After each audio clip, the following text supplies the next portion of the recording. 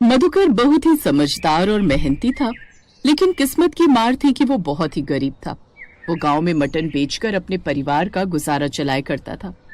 आओ आओ मटन खाओ, गांव का देसी मटन खाओ। एक बार खाओगे बार बार आओगे। मधुकर का मटन और कहीं नहीं पाओगे। कि तभी उसके पास ग्राहक आने शुरू हो जाते हैं और उसकी मटन की खुशबू से कहते हैं, बहुत ही बढ़िया मटन बनाया है तुमने मधुकर भाई। स्वाद तो बहुत ही लाजवाब आ रहा है इसका। आज मैंने गरम मसालों को हाथों से पीस कर डाला है, इसीलिए इसका स्वाद और भी निखर कर आया है। तो आप बताइए भाई साहब, चावल के साथ लगा दूं या रोटी के साथ? एक काम करो भाई मधुकर, तुम मुझे 4 रोटी के साथ मटन बांध कर दे दो। आज अपने घर जाकर आराम से खाऊंगा। वैसे भी बीवी मायके गई हुई है। मधुकर अब उस ग्राहक को मटन बांध कर दे देता है और इसी तरह सुबह से शाम तक उसकी 5 से 7 प्लेट मटन की बिक जाती है। फिर वो घर आ जाता है। तभी उसकी पत्नी प्रेरणा उससे कहती है, अजी आज तो आप जल्दी ही घर आ गए, आपका मटन जल्दी बिक गया क्या? आज हमारा बेटा विमल शहर से वापस आ रहा है अपनी पढ़ाई पूरी करके, इसीलिए मैंने सोचा समय से घर आ जाता हूँ ताकि अपने बेटे को घर के अंदर आते हुए देख सकूं। उसे देखकर ही तो मुझे सुकून मिलता है। आखिर आज हमारी सालों की मेहनत रंग लाई और हमारे बेटे की पढ़ाई पूरी हो गई। अब वो हमारे बुढ़ापे का सहारा बनेगा और हमारा अच्छे से ख्याल रखेगा।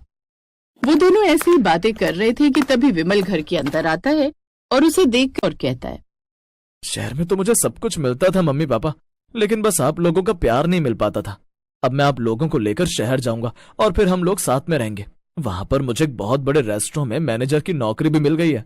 ये बात सुनकर मधुकर निराश हो जाता है, क्योंकि उसकी जड़ें जमीन और उस गांव से जुड़ी हुई थी।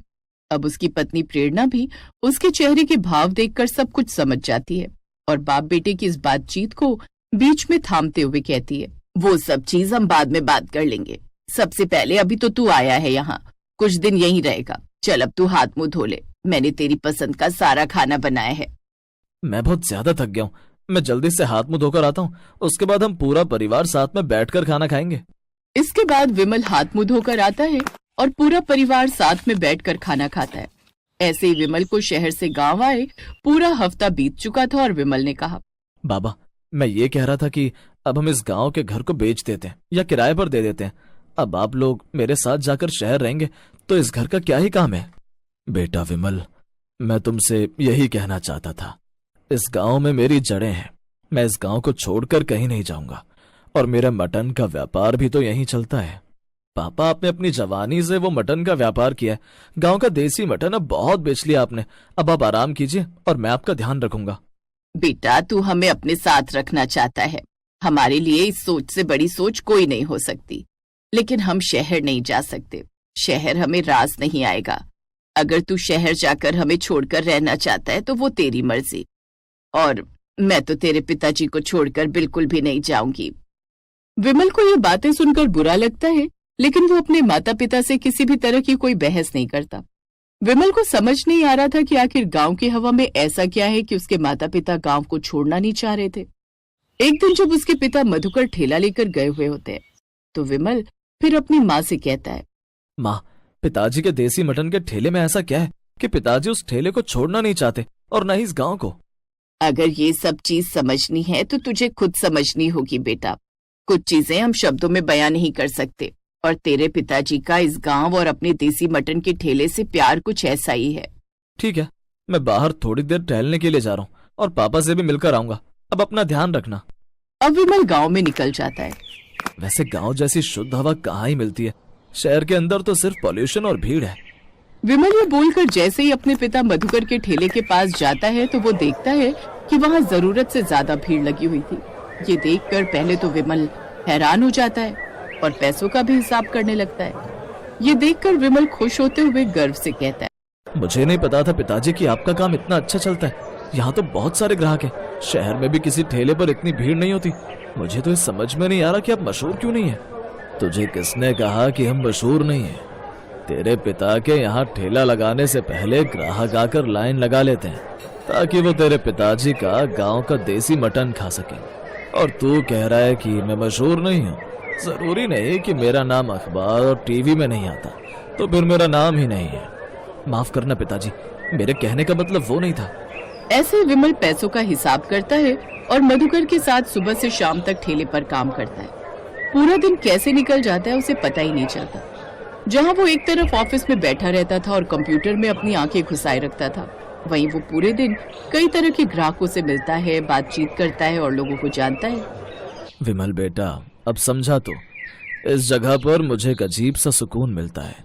यहाँ के लोगों से मुझे एक अपनापन महसूस होता है। और ये गांव का देसी मटन सिर्फ देसी मटन नहीं है, ये इन लोगों और मेरे बीच का रिश्ता है। और मैं ये रिश्ता कैसे तोड़ सकता हूँ? हाँ पिताजी, मैं समझ रहा हूँ, कोई बात नहीं। अब हम इस बारे में बाद में बात करेंगे। ऐसे ही मधुकर और विमल पूरा दिन ठेले पर काम करते हैं, जिसके बाद रात को विमल को नींद नहीं आती। अगले दिन वो सुबह जल्दी उठ जाता है तो चूल्हे पर मधुकर को गांव का देसी मटन पकाते हुए देखता है। उसे ये करते देखकर विमल ने कहा, पिताजी आप तो बिल्कुल देसी तरीके से मटन बनाते हैं, जैसे कोई शेफ मटन बना रहा हो। सच में आपके हाथों में तो बहुत हुनर है। लेकिन मैं जब से शहर से आया हूँ, एक भी बार आपके हाथों का देसी मटन तो खाया ही नहीं। मेरे हाथों में हुनर इसलिए है क्योंकि तेरी स्वर्गीय दादी जी ने मुझे ये देसी मटन बनाना सिखाया था और वो इसे घर पर ही बनाती थी। और जब मेरा रोजगार गया और तबीयत खराब रहने लगी तो मैंने इसी को अपना काम बना लिया। फिर तो एक बार मुझे भी खाकर देखना चाहिए आपका ये गांव का देसी मटन। मुझे भी तो पता चले आखिर गांव के लोग इस मटन के पीछे इतना पागल क्यों हैं। बस इतनी सी बात, नेकी और पूछ पूछ। कहते हैं कि अच्छाई की शुरुआत घर से ही करनी चाहिए, तो सबसे पहले तू ही आज मेरा ये देसी मटन खाकर देख। जिसके बाद पूरा परिवार नाश्ते में गांव का देसी मटन चावल और रोटी के साथ खाता है। विमल ने जैसे ही गांव के देसी मटन का पहला निवाला अपने मुंह में डाला तो कहने लगा, पिताजी इसका स्वाद तो बहुत ही लाजवाब है। ऐसा स्वाद तो शहरों में भी नहीं मिलता। आप एक काम करिए, गांव के अंदर ये देसी मटन का ठेला लगाना छोड़कर शहर चलिए, मैं आपकी एक दुकान खुलवा दूंगा। लोग इतने प्यार से इस देसी मटन का स्वाद नहीं खाएंगे बेटा, जितना ये गांव के लोग खाते हैं। और वैसे भी पैसा कमाने के लिए तो तू है, मैं तो सिर्फ लोगों में खुशियां कमाना चाहता हूँ। पिताजी आप बिल्कुल ठीक कह रहे हैं, मैं आपकी बात बहुत अच्छे से समझ रहा हूँ। चलिए कोई बात नहीं।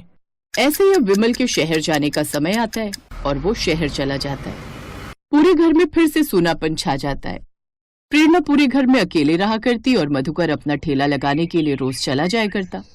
लेकिन शाम के समय जैसे ही मधुकर घर आता है तो वो देखता है कि विमल घर में बैठा हुआ था और कहता है, पिताजी आपके गांव का थोड़ा सा देसी मटन बचा है या नहीं? मेरा तो आज मटन खाने का बड़ा मन कर रहा था और माँ से कहा था कि पिताजी देसी मटन लेकर आएंगे, हम वही खाएंगे। पहले तो मधुकर अपने बेटे को शहर से वापस आया हुआ देखकर हैरान होता है और उसके बाद विमल अपनी बात को पूरा बोलता है। मैंने सोचा पिताजी कि जब मेरे पिताजी के हाथों में इतना अच्छा हुनर है और गांव में उनके देसी मटन की इतनी अच्छी मांग है तो मैं शहर में जाकर कंप्यूटर में आके क्यों गलाऊं।